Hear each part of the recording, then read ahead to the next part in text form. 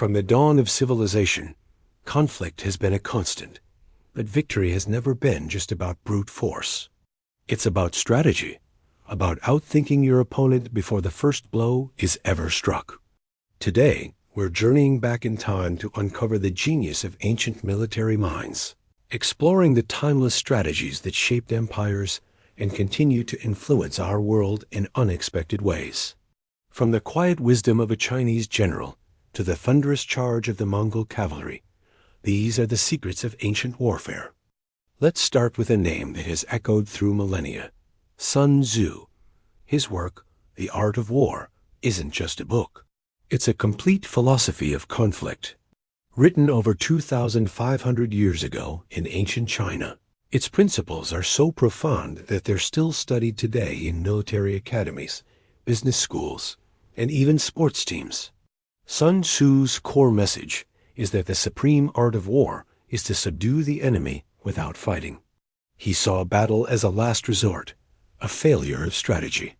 One of his most famous principles is the art of deception.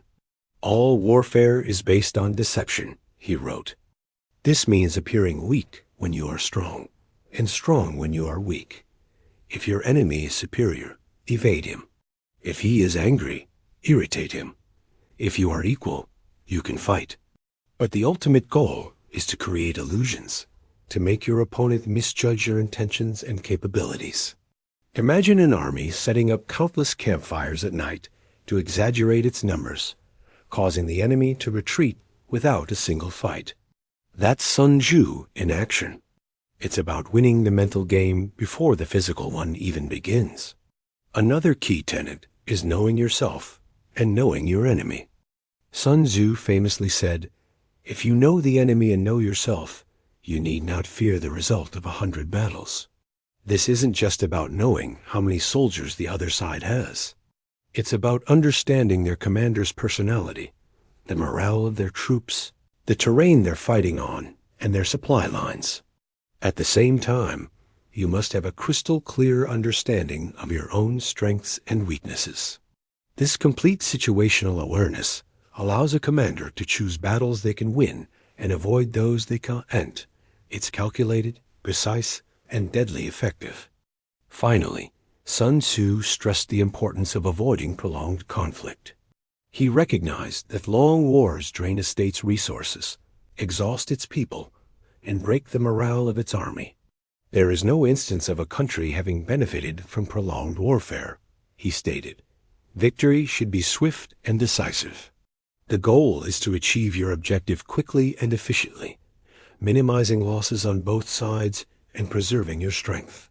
This philosophy of speed and efficiency is a hallmark of brilliant military strategy. Now, let's journey west to the heart of an empire that dominated the Mediterranean world for centuries: Rome.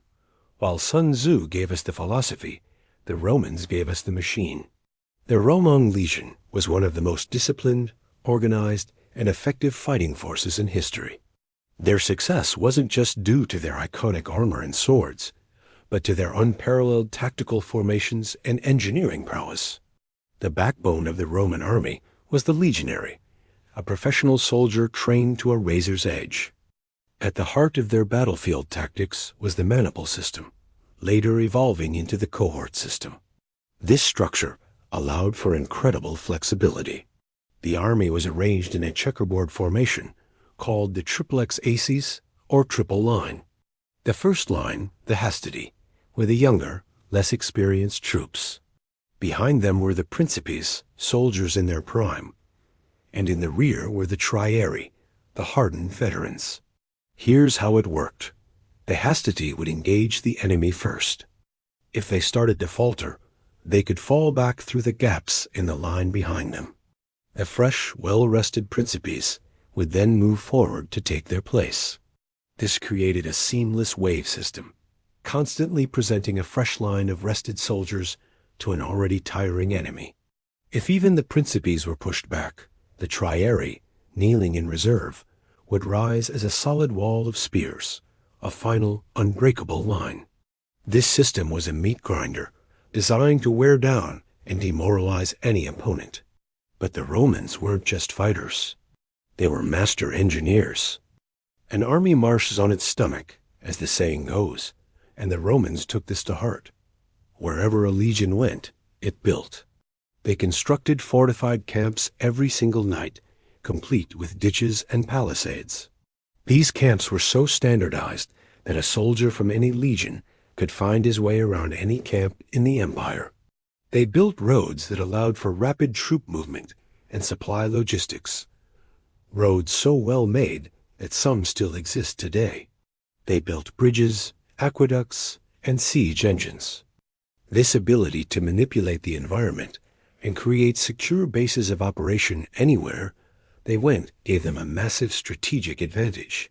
They didn't just conquer a land. They owned it. From the structured discipline of the Romans, we now turn to the seemingly chaotic, yet terrifyingly effective, force that erupted from the steppes of Central Asia, the Mongol horde. Under the leadership of Genghis Khan and his successors, the Mongols created the largest contiguous land empire in history. Their success wasn't based on numbers alone. It was based on speed, fear, and a revolutionary approach to warfare.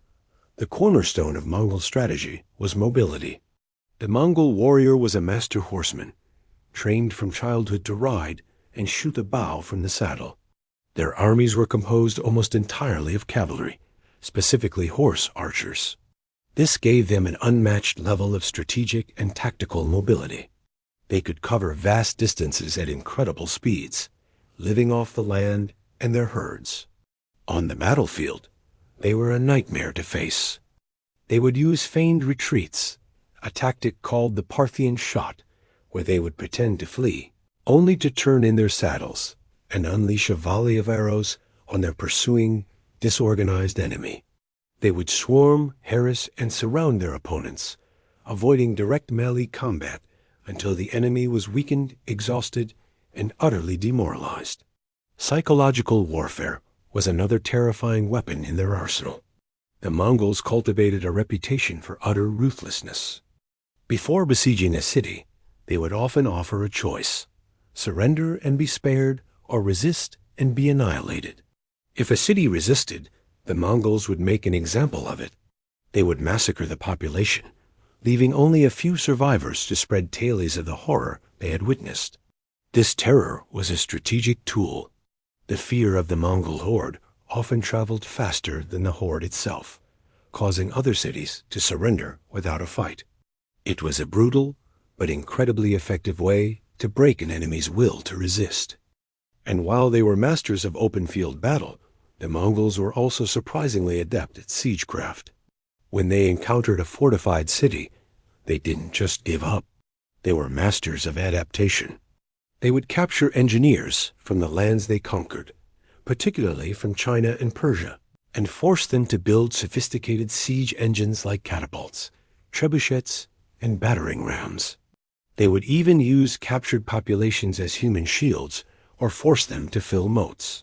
They learned, adapted, and overcame every obstacle, combining their nomadic mobility with the settled world's technology. So, what can we learn from these ancient masters of war? Sun Tzu's The Art of War teaches us the power of planning, intelligence, and winning without direct conflict principles now applied in boardrooms and political campaigns. The Roman legions show us the incredible power of discipline, organization, and logistics.